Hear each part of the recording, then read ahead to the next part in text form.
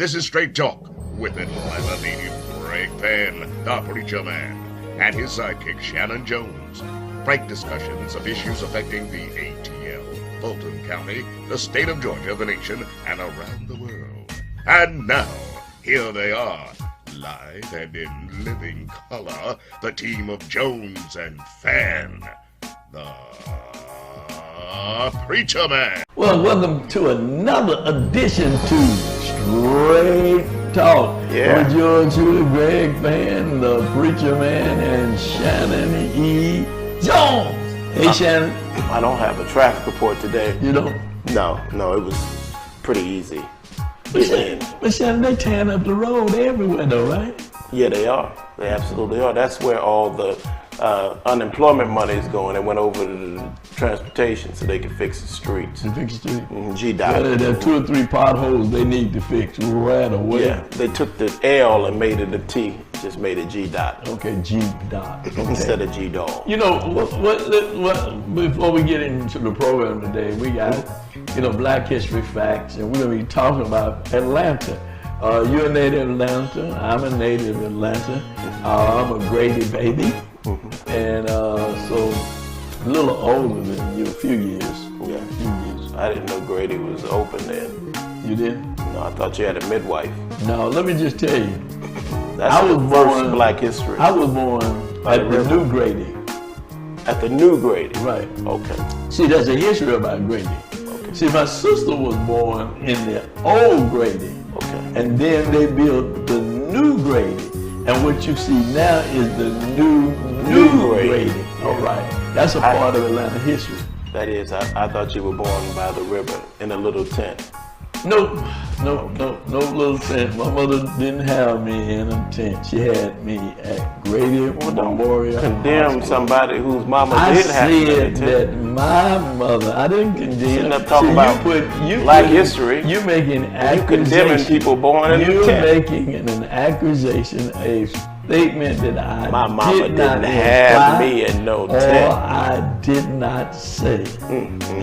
Just because you were born. If you were born in a tent. And you were born in an era that you didn't have to have midwives, and you didn't have to be born in a public hospital. You could be born in a private hospital.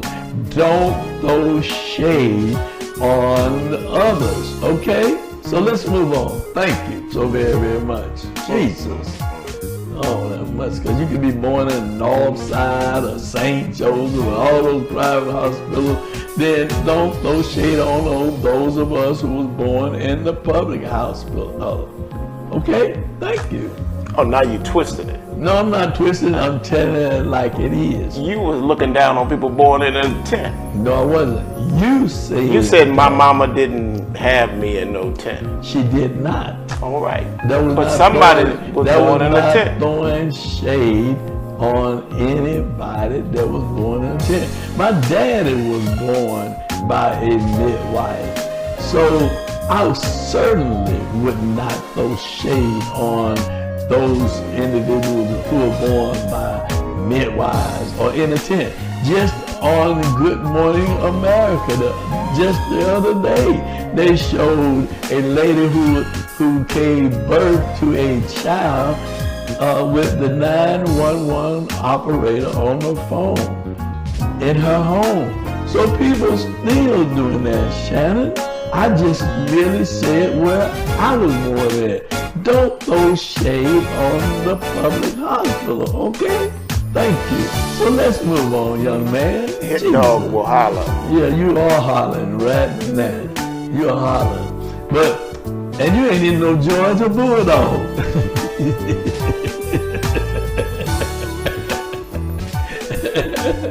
Well, ladies and gentlemen, it's always good to be here with Was your Dr. White?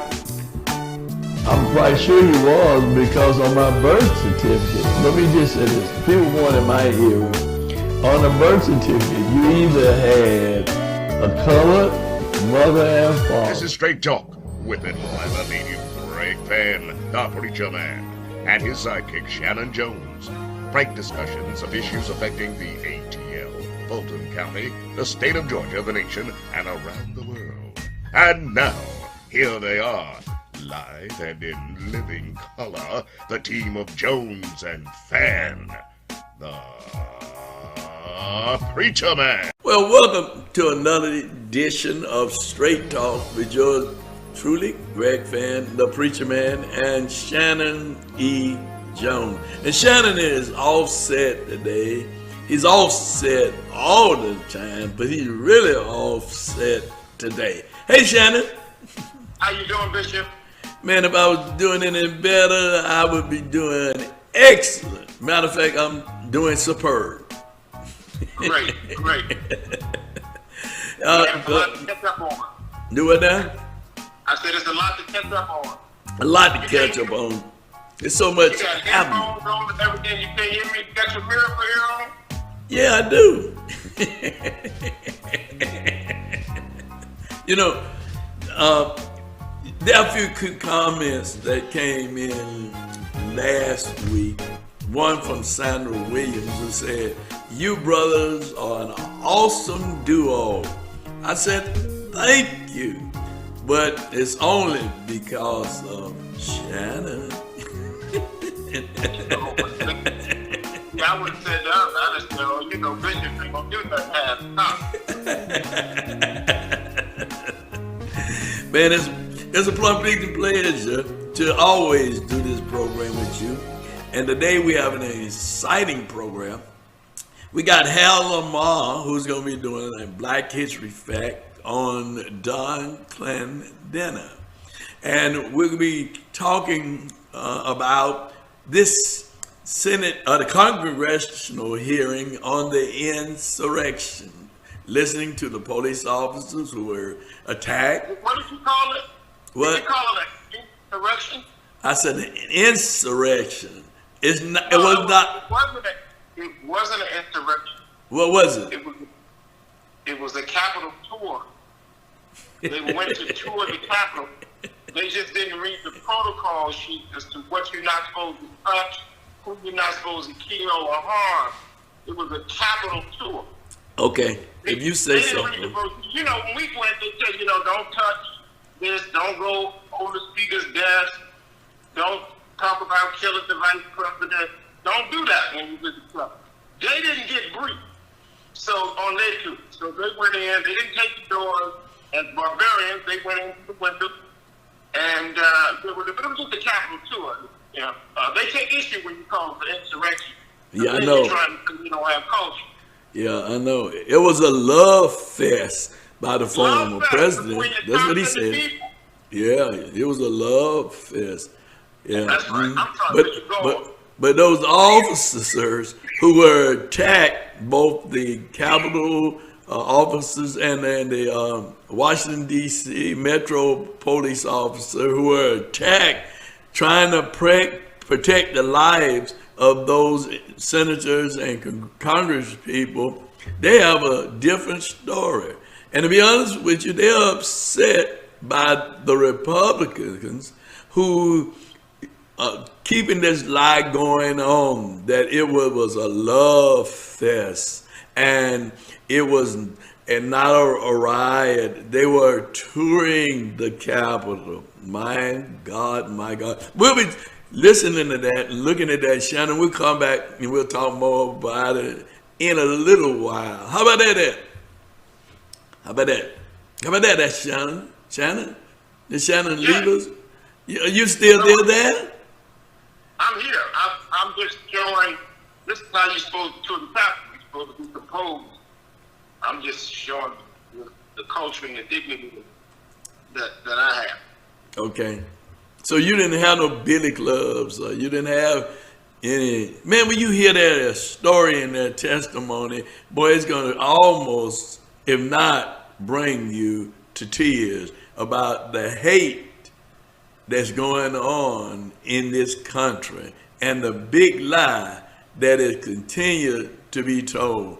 But as a kid, I was told if you tell a lie long enough, it started becoming the truth because people start believing the lie.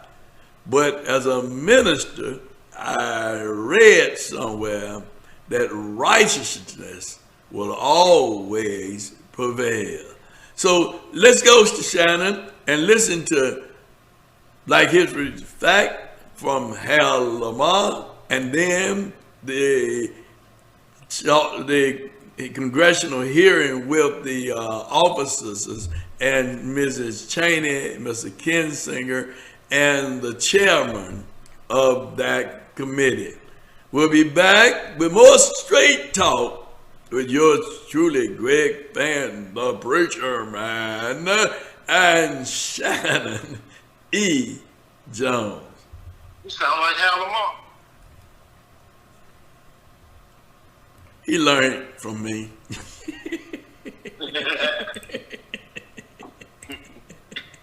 When Major League Baseball sensation Don Clendenon left Atlanta's Booker T. Washington High School for Morehouse College in 1956, his mentor during his freshman year was none other than former Morehouse graduate, the Reverend Dr. Martin Luther King, Jr.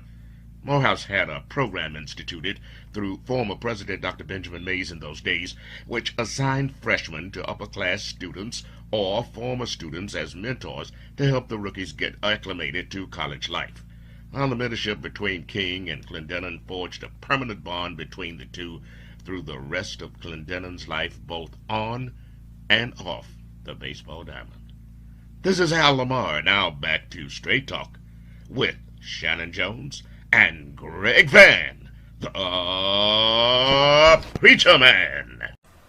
Thanks so much, Hal. Now, on with the investigation. At one point during the fighting, I was dragged from the line of officers and into the crowd. I heard someone scream, "I got one!" As I was swarmed by a violent mob, they ripped off my badge.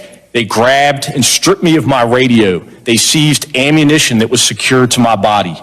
They began to beat me with their fists and with what felt like hard metal objects. At one point, I came face to face with an attacker who repeatedly lunged for me and attempted to remove my firearm. I heard chanting from some in the crowd, "Get his gun," and kill him with his own gun. I was aware enough to recognize I was at risk of being stripped of and killed with my own firearm. I was electrocuted again and again and again with a taser.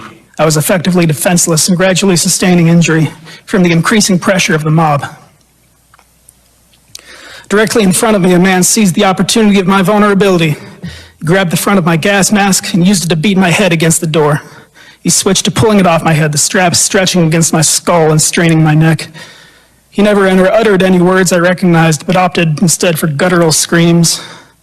I remember him foaming at the mouth. He also put his cell phone in his mouth so that he had both hands free to assault me. What we were suggested that day was like something from a medieval battle. I vividly heard officers screaming in agony and pain just an arm length from me. I didn't know at that time, but that was Officer Hodges, and he's here today to testify. I too was being crushed by the rioters. I could feel myself losing oxygen and recall thinking to myself, this is how I'm going to die, defending this entrance. We cannot leave the violence of January 6th and its causes uninvestigated. The American people deserve the full and open testimony of every person with knowledge of the planning and preparation for January 6th. We must also know what happened every minute of that day in the White House. Every phone call, every conversation, every meeting leading up to, during, and after the attack. Honorable men and women have an obligation to step forward. If those responsible are not held accountable, and if Congress does not act responsibly, this will remain a cancer on our constitutional republic. Many in my party have treated this as just another partisan fight. It's toxic, and it's a disservice to the officers and their families, to the staff and the employees on the Capitol complex, to the American people who deserve the truth. I want all Americans to be able to trust the work this committee does and get the facts out there free of conspiracy. This cannot continue to be a partisan fight. I'm a Republican, I'm a conservative. But in order to heal from the damage caused that day, we need to call out the facts.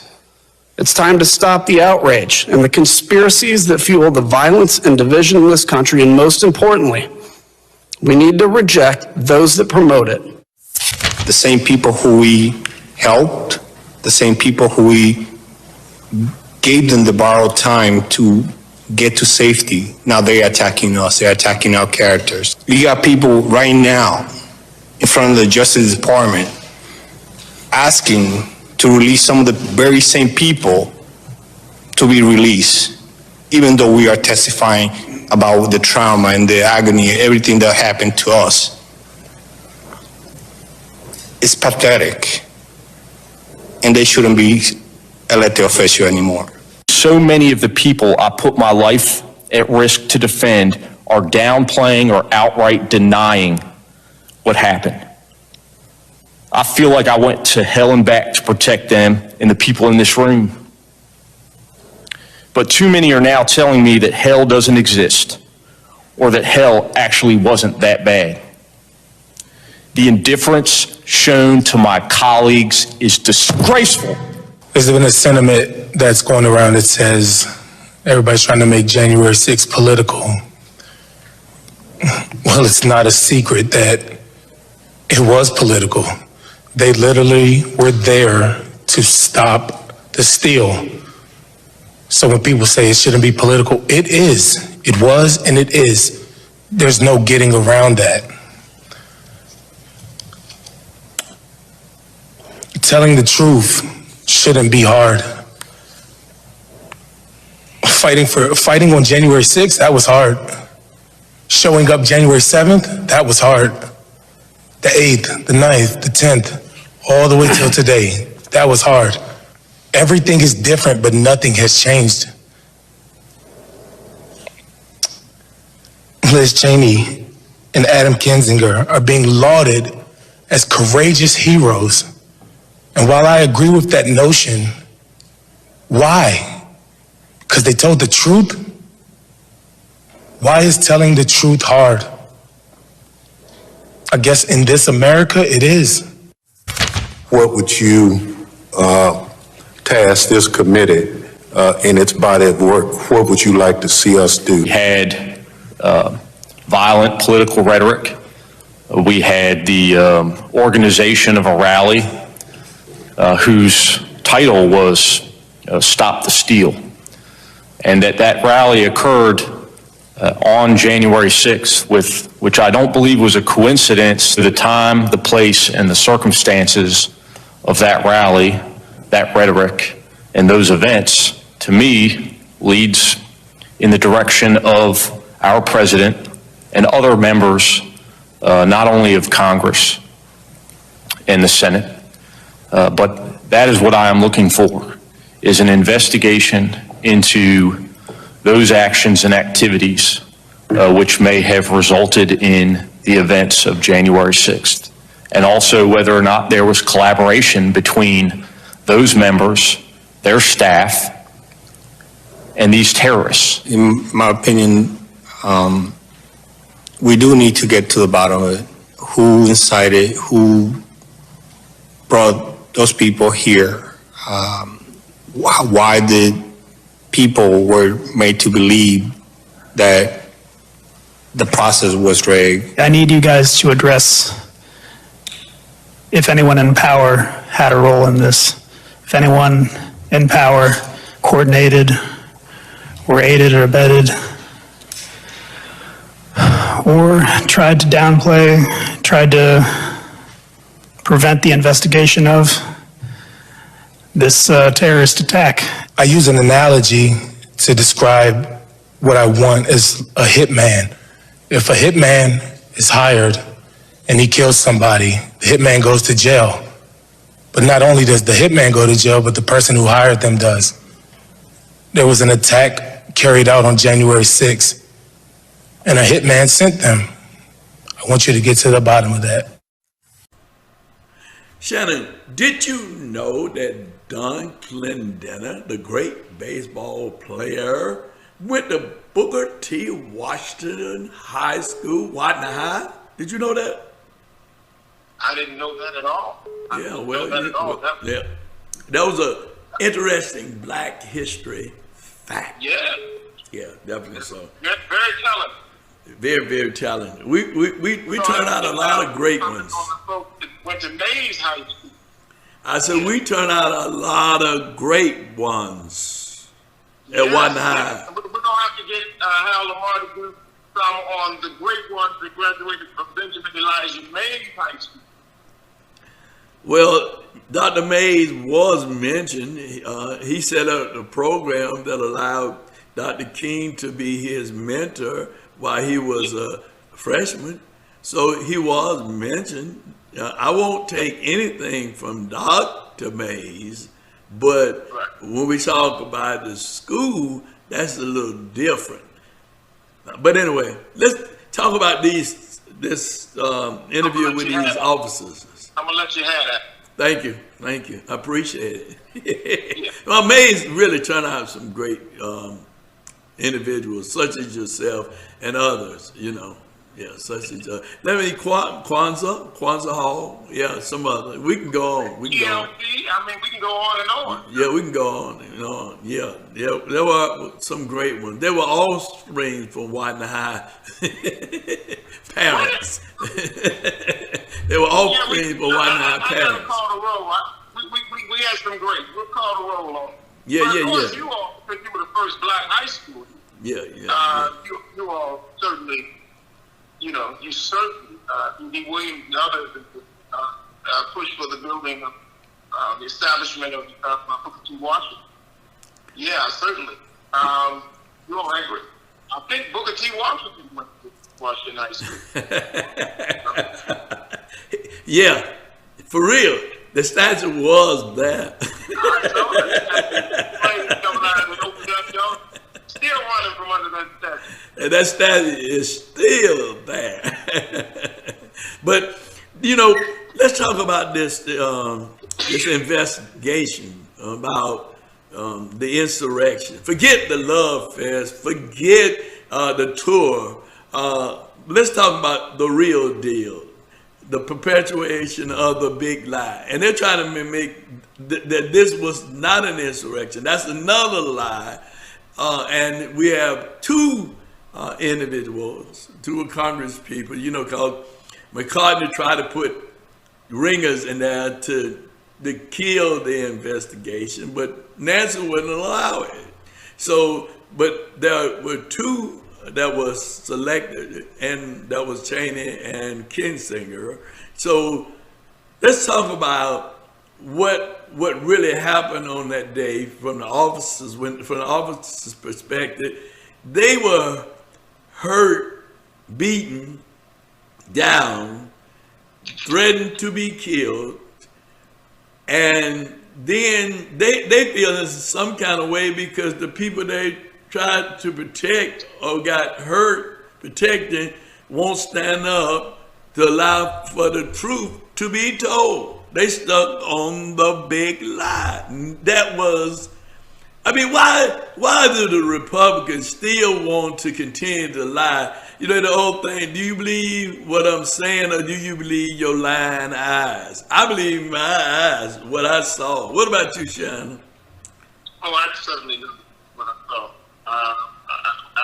I'm going to believe what they believe, and that it was misrepresented, and all of this over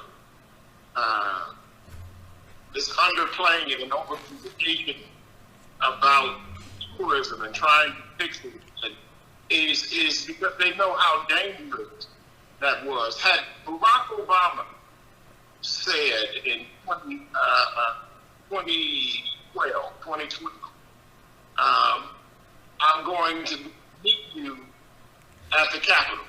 We're going to stop the steal of this election. And all the black folk, Kappas and Sigmas and Deltas and XKAs and Qs, oh my, and black folk all over the place, making their way to the Capitol and kicked in windows and all of that, they would have arrested Barack Obama. And they would have arrested most of us, if not shot us down, right there on the step, and called it an insurrection. And they would have said something like this: breaking news, CNN, Fox News, not CNN, Fox News, break in and say a bunch of mandingos and mandingettes tried to kick in the windows and killed the cops and did all this stuff. But I think we should go back in all seriousness to General Russell Honore, U.S. Army General Russell Honore, that general during Hurricane Katrina told them, let's stop being stupid, let's get everything together. Well, they engaged him, Pelosi engaged him to do an investigation as to what was going on, because he was in charge of, from the Pentagon standpoint, security set up for the presidential inauguration and things like that. First thing he said, because this was an inside job, that's the first thing he said. And the investigation shows that there was complicity. These people had been there the day before. They had known where these persons would be. They knew where the senator's hideaway offices were. Now, you and I, we went to one of them hideaway offices, and we had to climb all them steps. I'm up about 4 pounds. I looked back, I couldn't find you. You lost so much weight going up off them stairs to the hideaway office. How did they know those offices? So they had not, they knew everything that they were doing when they went in there. It was absolutely a planned insurrection to stop what they say was the skill, but really to stop the process of democracy. And they were prepared for zip ties and God knows what. They were prepared to go toe-to-toe with the Capitol Police as they did. And they did. Prepared to go toe-to-toe with the United States Secret Service, and the Vice President of the United States had to be rushed out of that building, please hear me, with the nuclear football in tow. They literally could have grabbed the nuclear football that can blow up the world, the launch code that can blow up the world, all of America's nuclear apparatus right there in that bag. They went in there by any means necessary to stop democracy. And that's dangerous. And that is dangerous to the Republican Party, because at this point, they are ceasing to really be a party. As long as they allow this to happen, they are really a party of trees if they allow this to continue. This a party of lawlessness. That's what they're a party of. You know, and Kevin McCarthy ought to be ashamed of himself. Lawlessness is punishable by jail. Right. Treason Right. is punishable by death. Well, treason will this case, but they are a party of lawlessness too, because they uphold people who break the law, and they do, and they defend them. Mr. McCartney ought to be ashamed of himself. Those, not just those Republicans in Congress, but also those Republicans who are in the Senate.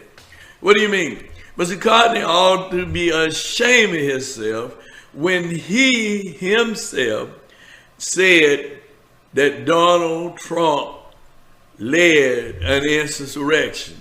He himself, who called Donald Trump on that day and said to him, Mr. President, call this off.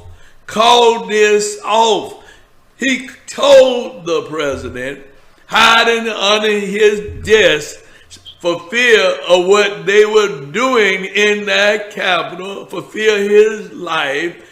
And now he's saying, no, we don't need the investigation. Nothing went wrong. Because why? He is a party of the cover-up. He don't want the real story to come out about him and him saying to the president Call it off. Call it off. Call the National Guard. Bring people in here to stop what's going on.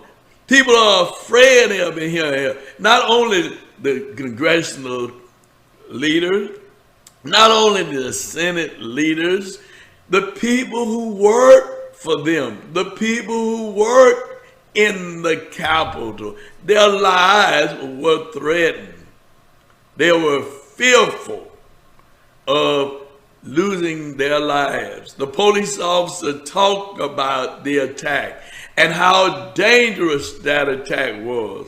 One officer said, the sergeant said, I thought that I would lose my life today defending this door, that the door that I am sworn to protect, to make sure no harm comes to people who are in this building, whether they're elected or not elected, whether they were tourists. There could have been tourists in that building on that day, and perhaps there were people there who were touring the Capitol for real. People who were visiting with their congressional leaders or their senator leaders, lobbying for things. Lobbyists was there on that day. We don't talk about that. There were citizens, civilians who were in that building that day when that attack occurred. But we don't talk about that. But we say, no, it was a love fest, the former president says, and then we have them talking about, no, it was, they were just tourists touring the Capitol. Do you believe what your lying eyes see, or do you believe what their lying tongue say? That's the real deal. I want them, and all Americans should want them to get to the truth. Because after this onion is peeled back, somebody needs to go to jail. And somebody needs to lose their office.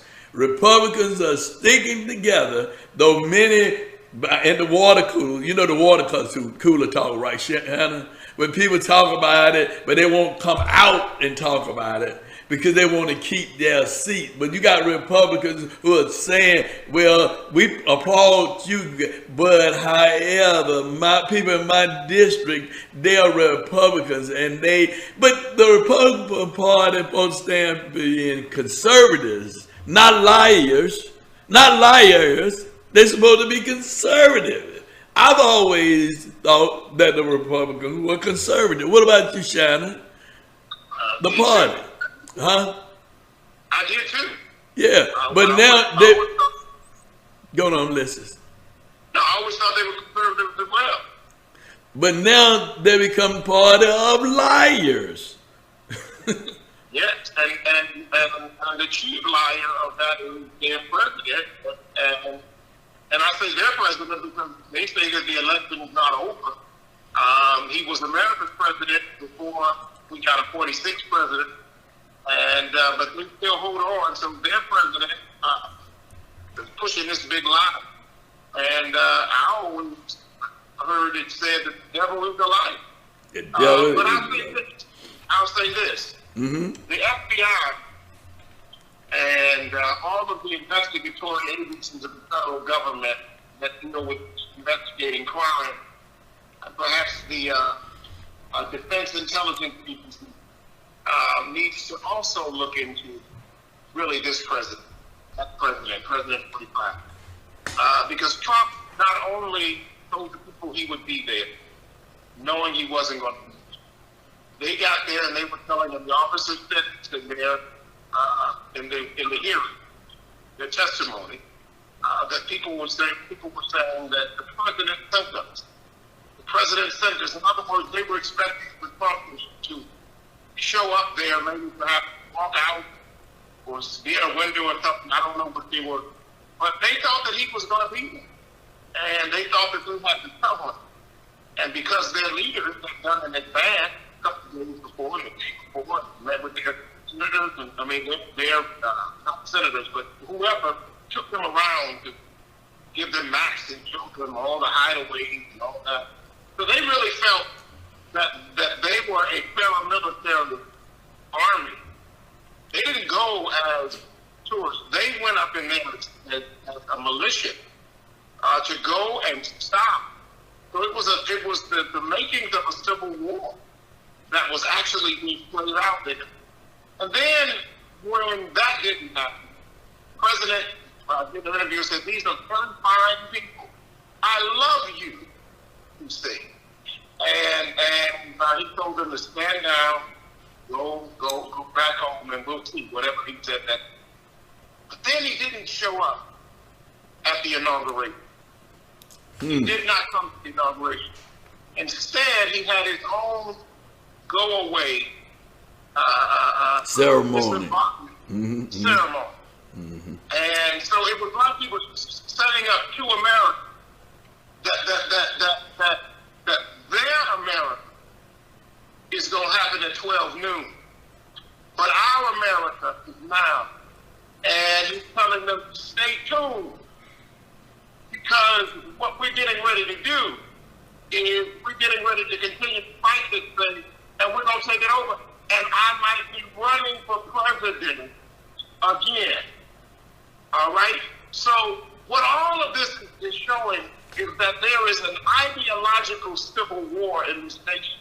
And idiots like McCarthy and others are playing into this narrative because they want to hold on to political power.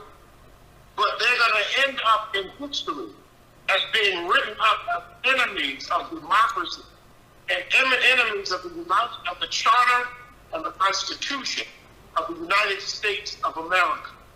Because when those founders wrote that document, though they weren't talking about us or thinking about us as black men and black women, when they wrote that charter, they were thinking about the safety of their nation and the continuation of their nations, and to fight any kind of tyranny that would cause the United States of America to go back to what they fled from the monarchy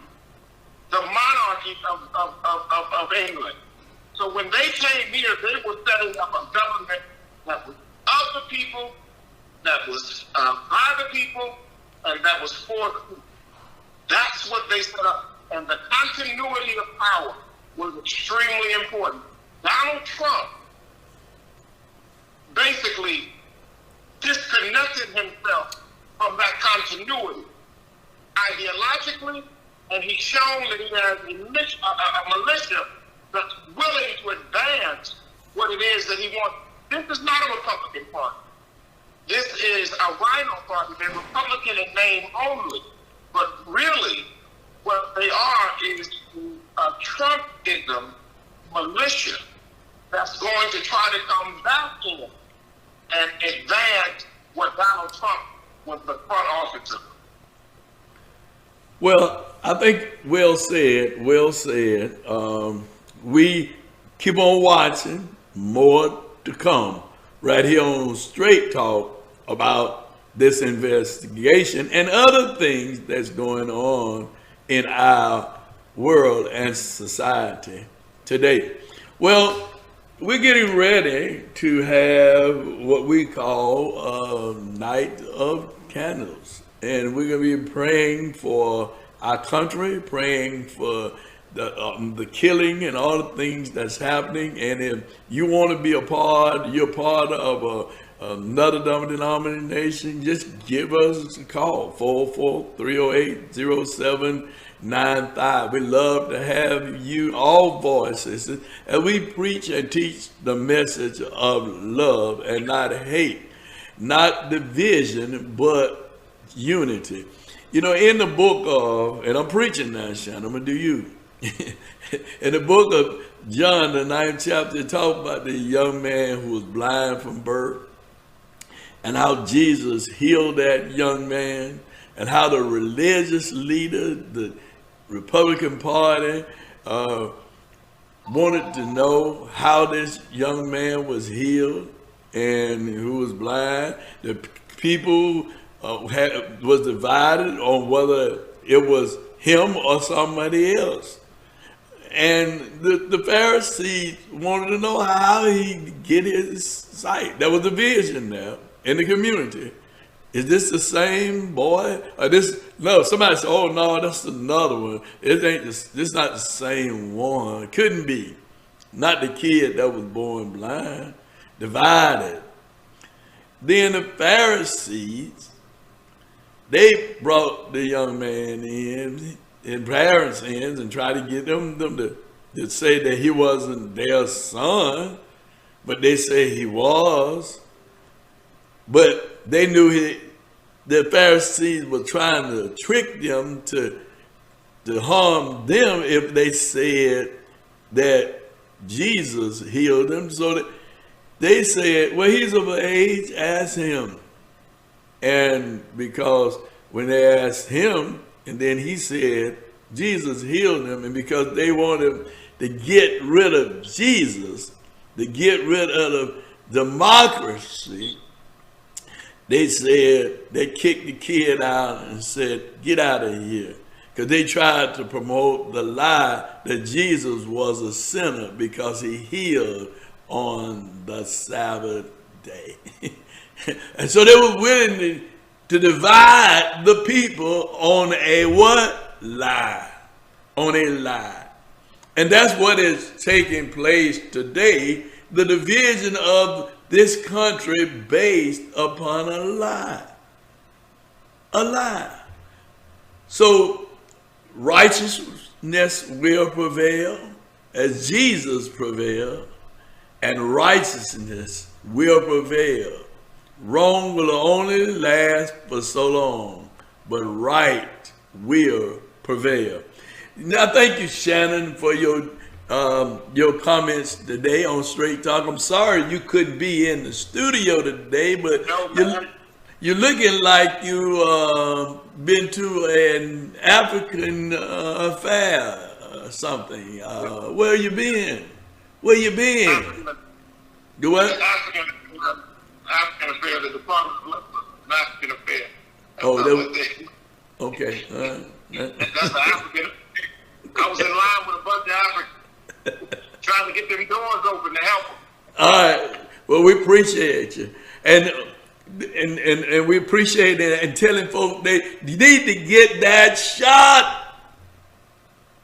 They need to get that shot. I mean, we're seeing people we're just like the children of Israel when they came out of bondage. And Moses stayed up on the mountain too long. They went back to partying. They went back their old ways. We were locked up for over a year. And people started getting shot and things started getting better. People started going back to their old ways. They forgot what they just came out of. And that's what it is. I have not hugged my congregation in 17 months. I have not seen my congregation together. I haven't seen the children running around, standing in line after service to get their cookies and seeing the congregations in 17 months. And what I'm looking at now, we're saying September is already open. And this morning, as I open up the newspapers and read and listen to the news, we say that the Delta virus needs to run a leaked CDC internal report that the Delta virus is as contagious as chickenpox and the cold. Mm-hmm. And it's triple time or 5 times more infectious and more contagious than the initial COVID, SARS COVID-19, SARS-2 COVID-19, whatever the scientific distinction is for that. So really what it's saying is children are going back to school, and right now there's a charter school in Georgia where the children are in quarantine right now, who started back to school this week. So what we're really looking at is we're really getting ready to go back into another shutdown, which is going to start this thing all over 17 months. I have not seen my congregation together. Seen members here together, I haven't seen the church together. 17 months. And now I'm looking at this clock start all over again.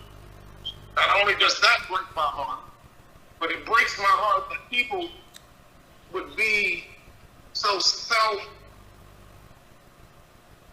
whatever is so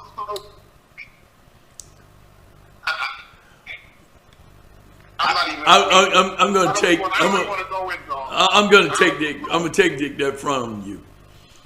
The so-called Christian believer who would allow themselves,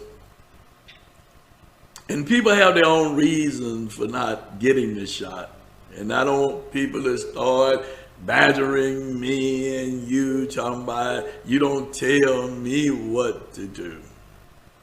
When you hear the testimonies of so many who have been affected by this virus and how they made it, I have a couple in my church who went through it and made it, and they say that you don't want that on nobody.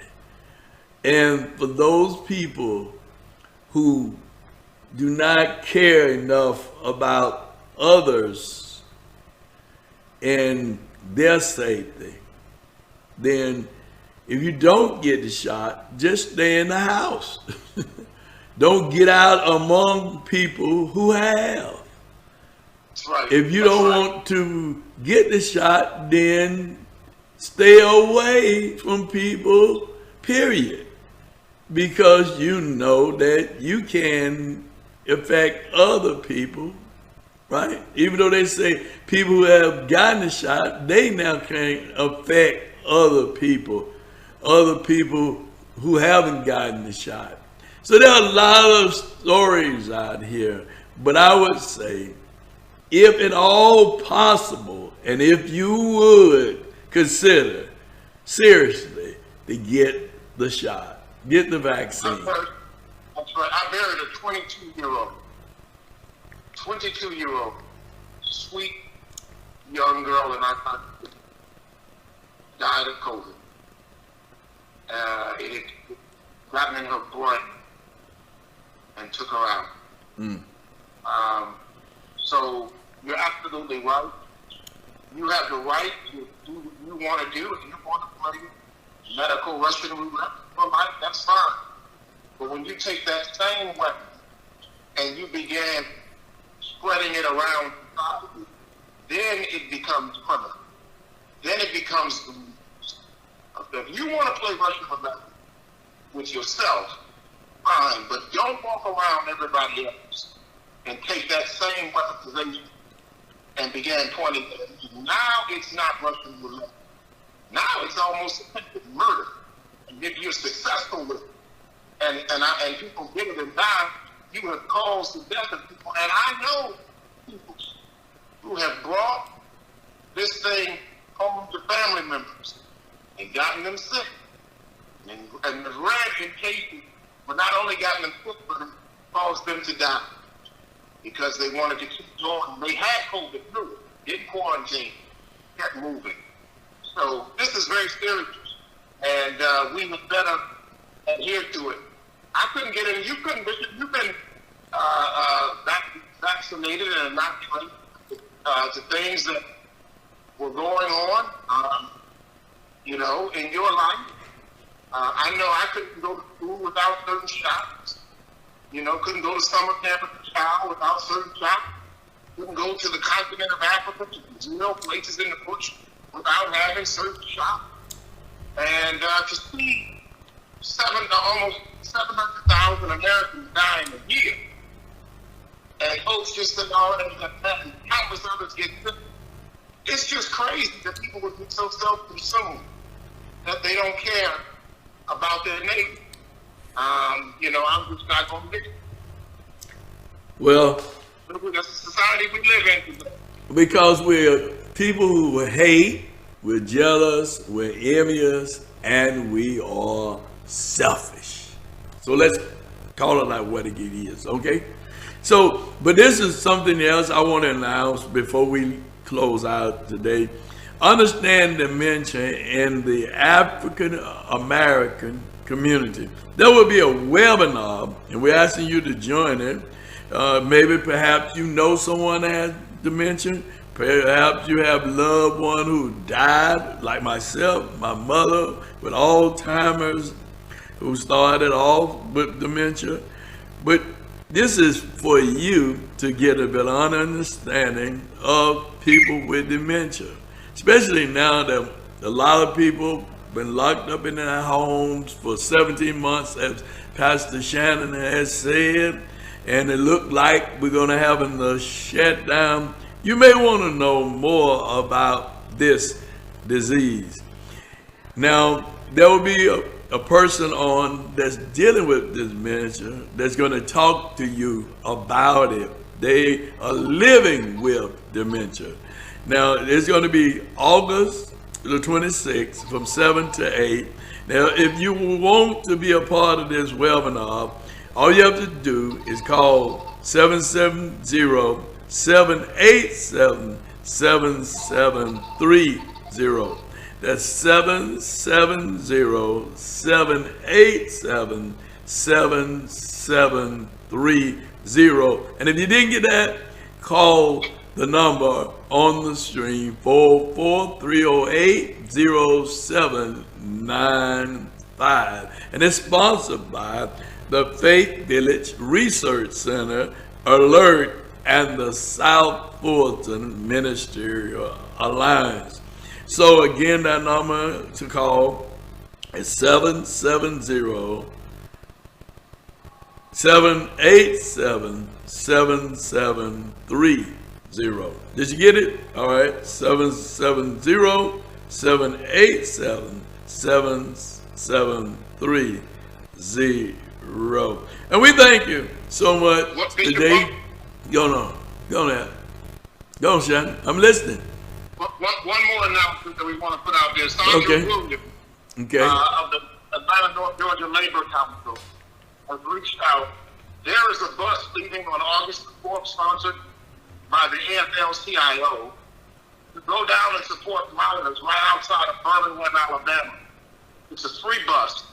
If you're interested in hearing more about it, you can see the flyer at www.concernedblackclergy.com. Again, that's www.concernedblackclergy.com. The bus leaves Atlanta at 7. Lunch will be on the AFL-CIO, and then the bus will return back to Atlanta at 7 p.m. For those miners. My uncle was one of those miners in Birmingham, and so we want to go down and support them. You can also send an email if you're interested in getting on that free bus and going down there to stand with those miners and in support of the miners, mine workers. You can also send an email to sburns@concernedblackclergy.com. Again, that's sburns@concernedblackclergy.com. Lastly, you can call 404-755-4900. All right, and if you didn't get that, you got the number on the screen, and we'll make sure that you get all the information you need to go on that trip. And there's another trip that's planned on the March on Washington, and we'll be talking to you about that. Because perhaps you want to be a part of that trip also too. Thank you so much for joining us today on Straight Talk with yours truly, Greg Fann, the Preacher Man, and Shanan E. Jones. This ain't been nothing, baby, but what? Straight Talk. Want to be a guest on Straight Talk? Email Greg Fann at FANN922@Comcast.net or call 404-308-0795. Join us again for another episode of Straight Talk with Shanan Jones and Greg Fann, the Preacher Man.